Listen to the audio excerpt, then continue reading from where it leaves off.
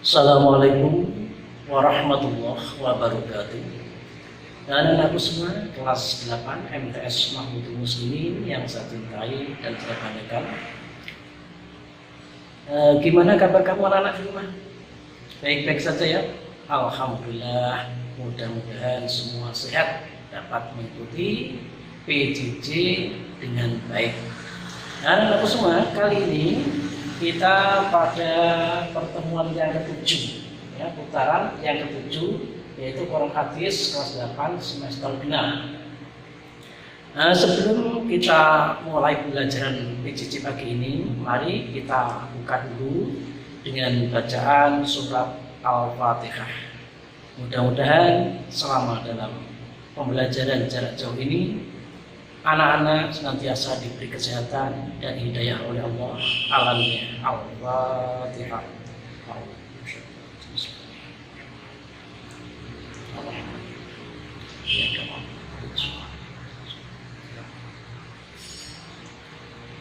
Nah, anak-anakku semua, mari kita lanjutkan pertemuan yang ke-7, yaitu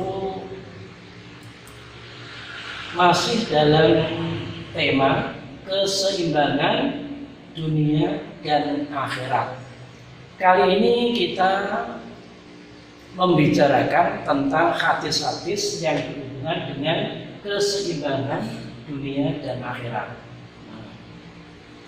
Adapun KD yang kita pakai yaitu KD 3.6. KD 3.6 ini kita akan memahami kandungan hadis riwayat Muslim dari Abu Hurairah dan hadis riwayat Muslim dari Mustawrid bin Shaddad. Ini ada dua hadis, tapi dalam pertemuan ke-7 ini yang akan kita bahas adalah hadis yang pertama dulu, yaitu hadis yang diriwayatkan oleh Muslim dari Abu Hurairah. Selanjutnya kita pahami dulu, yaitu penjelasan hadis dari Abu Hurairah. Allah adalah tempat meminta, tempat bergantung, dan tempat berkeluh kesah dari segala masalah, tempat mencurahkan resah dan gundah setiap hambanya. Dalam kondisi seperti itu, Allah mengisyaratkan perintah dalam surat Al-Ghafir, yaitu yang berbunyi wa qala rabbukum ud'uni astajib lakum innal ladzina yastakbiruna an ibadati sayadkhuluna jahannama dakhirin. Yang artinya, dan Tuhanmu berfirman, berdoalah kepadaku, niscaya akan aku perkenankan bagimu. Sesungguhnya orang-orang yang sombong tidak mau menyembahku akan masuk neraka jahanam dalam keadaan hina-hina. Nah, anak-anakku semua, hadis yang diriwayatkan oleh Abu Hurairah ini telah kita pelajari kemarin pada pertemuan yang pertama, yaitu telah kita bahas hadisnya. Sekarang penjelasannya, hadis itu berhubungan dengan firman Allah surat Al-Ghafir ayat 60, yaitu yang intinya adalah Allah mengisyaratkan kita suatu perintah. Apa perintahnya? Yaitu agar kita senantiasa berdoa, memohon kepada Allah Subhanahu wa Ta'ala. Karena dengan berdoa kita akan semakin dekat dengan pertolongan Allah. Dan orang-orang yang tidak mau berdoa kepada Allah, ini dimaksudkan Allah termasuk dalam golongan orang-orang yang sombong. Orang yang tidak mau menyembah kepada Allah, tidak mau berdoa kepada Allah, ini orang-orang yang sombong. Dan saya sayadkhuluna jahannama dakhirin. Dia akan dimasukkan ke dalam neraka dalam keadaan hina dina. Nah ini jadi perintah Allah yang ada dalam surat Al-Ghafir ayat 60 yang berhubungan dengan hadisnya Abu Hurairah kemarin, yaitu intinya perintah berdoa kepada Allah Subhanahu wa Ta'ala. Nah, kita senantiasa berdoa memohon kepada Allah apa yang kita butuhkan. Selagi kita hidup di dunia, pasti banyak kebutuhan-kebutuhan yang harus kita penuhi.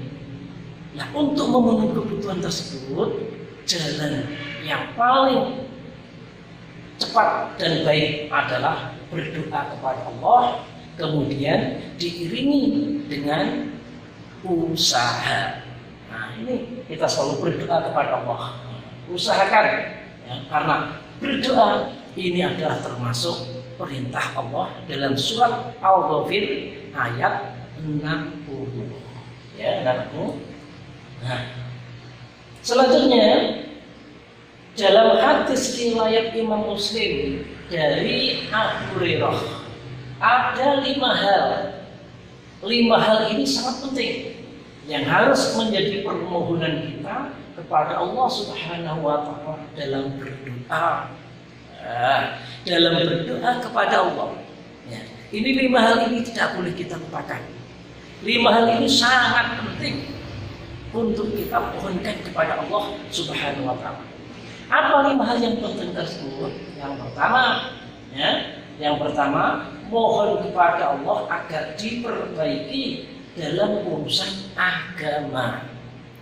Dalam urusan agama, kita mohon kepada Allah agar supaya Allah senantiasa membimbing kita untuk kita melaksanakan perintah-perintah agama.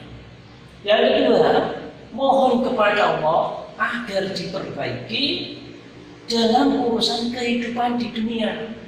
Nah, untuk kehidupan di dunia ini juga kita penting.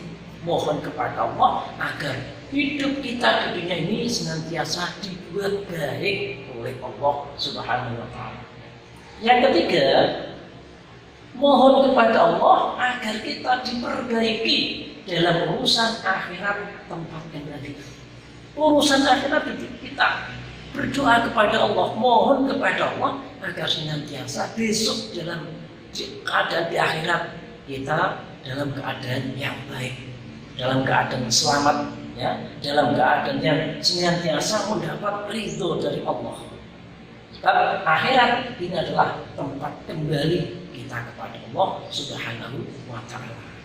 Yang keempat, mohon kepada Allah agar selalu menambah kebaikan dalam hidup. Nah, dalam berdoa kepada Allah kita harus senantiasa mohon kepada Allah agar senantiasa diberi kebaikan dalam hidup di dunia ini. Nah, ini perlu sekali anak-anak. Yang kelima, mohon kepada Allah agar kita besok kalau meninggal mati sebagai kebebasan dari kejahatan, kita mati meninggal dalam keadaan husnul khotimah. Ini 5 hal penting yang harus kita mohonkan kepada Allah dalam berdoa, yaitu mohon diperbaiki urusan agama, mohon diperbaiki dalam urusan kehidupan di dunia, mohon diperbaiki dalam urusan akhirat tempat kembali, mohon diperbaiki dalam urusan selalu menambah kebaikan dalam hidup. Yang kelima, mohon agar mati sebagai kebebasan dari kejahatan. Nah, anak-anak semua, sekarang diperbaiki dalam urusan agama. Ini permohonan yang pertama. Artinya kita memohon kepada Allah diperbaiki dalam urusan agama. Nah, ini adalah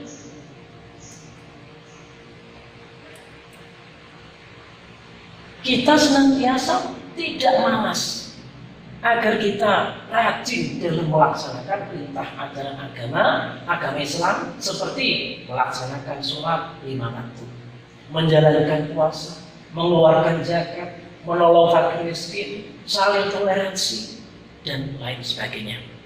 Ini harus kita laksanakan, kita praktekkan ajaran-ajaran tentang agama. Karena dalam berdoa kita mohon untuk diperbaiki urusan agama. Artinya kita harus selalu melaksanakan perintah-perintah ajaran-ajaran agama Islam. Ini kalau kita tidak mohon kepada Allah, akhirnya akan melaksanakan ajaran agama ini apa? Males, ya, alas-alasan, males. Sebab tidak ada bimbingan dari Allah, kita tidak pernah memohon kepada Allah untuk diperbaiki dalam urusan agama. Nah, sebagaimana yang dikatakan oleh Allah di dalam Al-Quran, yaitu wa man yattabi' ghairal Islam dinan wa la yuqbal minhu wa huwa fil akhirati minal khasirin. Kenapa kita harus minta kepada Allah diperbaiki dalam urusan agama?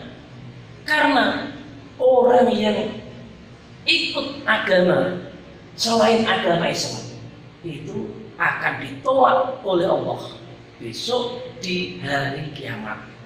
Dan orang tersebut di akhirat nanti termasuk dalam golongan orang-orang yang rugi.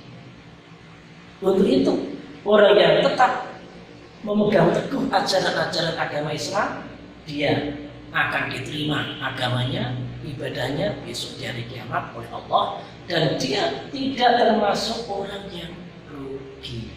Nah, ini intinya kita minta diperbaiki dalam urusan agama. Nah, kemudian minta diperbaiki dalam urusan kehidupan di dunia.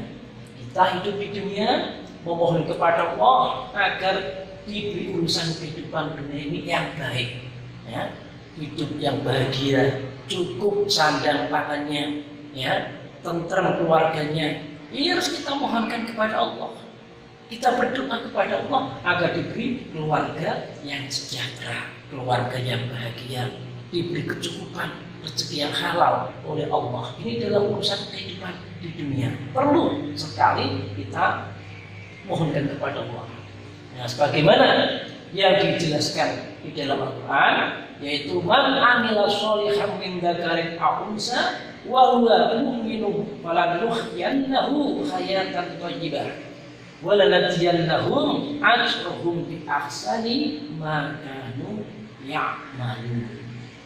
Siapapun orangnya dari golongan wanita atau pria, ya, yang melakukan kebaikan di dunia ini, maka Allah akan menjamin kehidupannya di dunia ini dengan kehidupan yang baik, ya. Kemudian Allah akan memberi pahala dengan balasan orang tersebut yang dikerjakan setimpal dengan yang dikerjakan di dunia, akan diterima pahalanya besok di akhirat. Nah, ini sesuai dengan apa yang dilakukan. Selanjutnya doa yang ketiga, minta diperbaiki urusan akhirat, tempat kembali kepada Allah.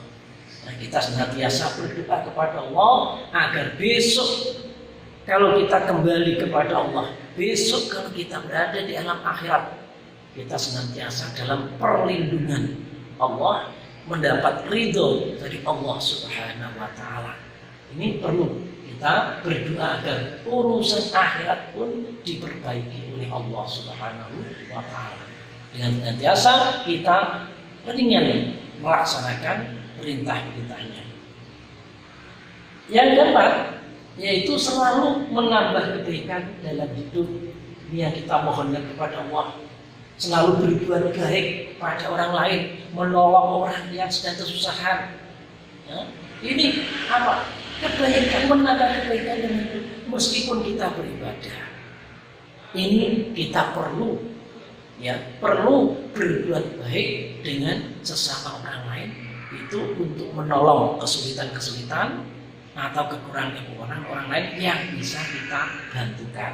Nah, contoh ini, jadi ini berbuat baik untuk kepada orang lain, yaitu menolong kepada orang-orang yang membutuhkan pertolongan. Ini menambah kebaikan dalam hidup kita. Kemudian yang kelima, mohon kepada Allah agar mati sebagai kebebasan dari kejahatan. Sebab orang itu masih mengerjakan kejahatan selama dia masih hidup. Dia akan berhenti mengerjakan kejahatan kalau dia sudah mati. Nah, itu mohon kepada Allah agar mati ini adalah sebagai kebebasan kita tidak melakukan kejahatan. Karena memang sulit selagi kita masih hidup, selagi kita masih bisa berbuat sesuatu untuk menghindari kejahatan ini sangat sulit. Maka mohon kepada Allah agar mati yang akan kita alami besok ini merupakan suatu kebebasan dari kejahatan kita. Dan anak-anak semua, yang pertama ini kita masuk pada sesi tugas, ya, seperti biasa dari uraian yang saya sampaikan tadi, penjelasan dari hadis Abu Hurairah. Ini ada tugas, yaitu apa? Mengartikan bagian-bagian kalimat yang ada dalam hadis atau potongan-potongan kalimatnya yang ada dalam hadis yang berurusan dengan keseimbangan dunia akhirat. Yang pertama, nomor 1, Allahumma aslih li dini. Arti dari kalimat tersebut adalah A. Ya Allah, perbaikilah bagiku hidupku. B. Ya Allah, perbaikilah bagiku duniaku. C. Ya Allah, perbaikilah bagiku agamaku. D. Ya Allah, perbaikilah bagiku akhiratku. Ini arti yang cocok, yang sesuai dengan kalimat ini, yang mana A, B, C, D ini dipilih. Yang kedua, Allahumma aslih li akhirati. Arti dari kalimat tersebut adalah A.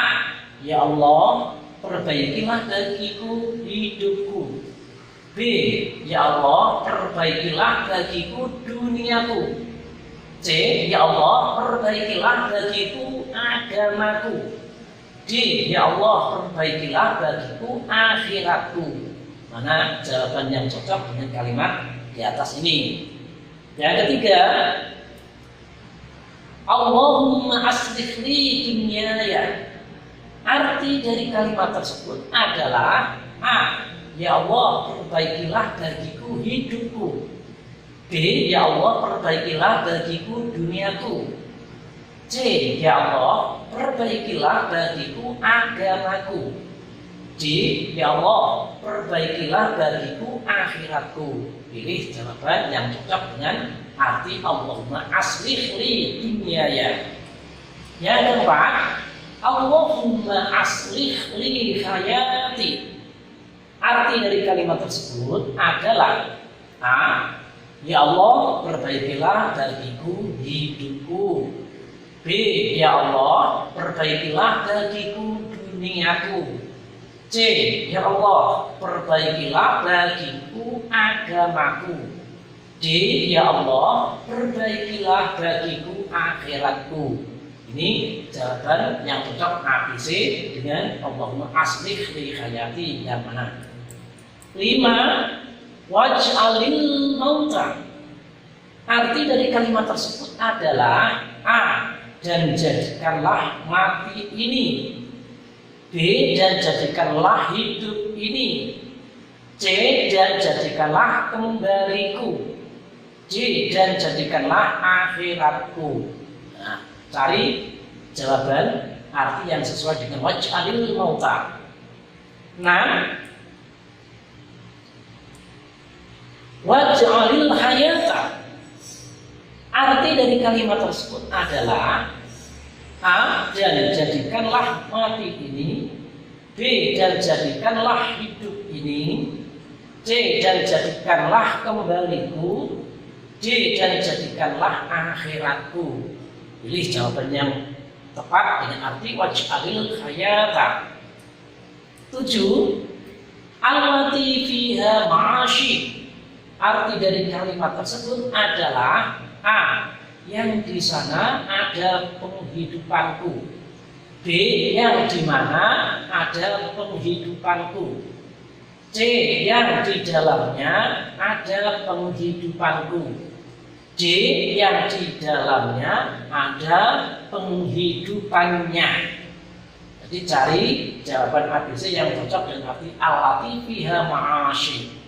8. Ziyadatan li fi kulli khair. Arti dari kalimat tersebut adalah A. Menambah kelalaian bagiku. D. Menambah kesenangan bagiku. C. Menambah kelebihan bagiku. D. Menambah kebaikan bagiku. Nah, ini arti yang sesuai dengan kalimat ziyadatan li fi kulli khair. Silahkan dipilih. 9.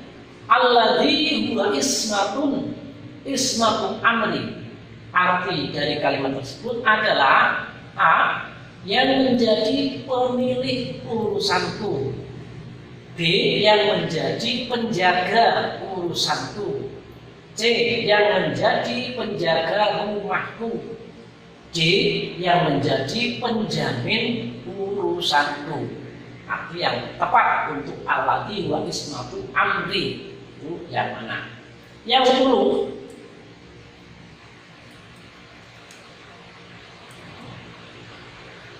Allati fiha ma'ati.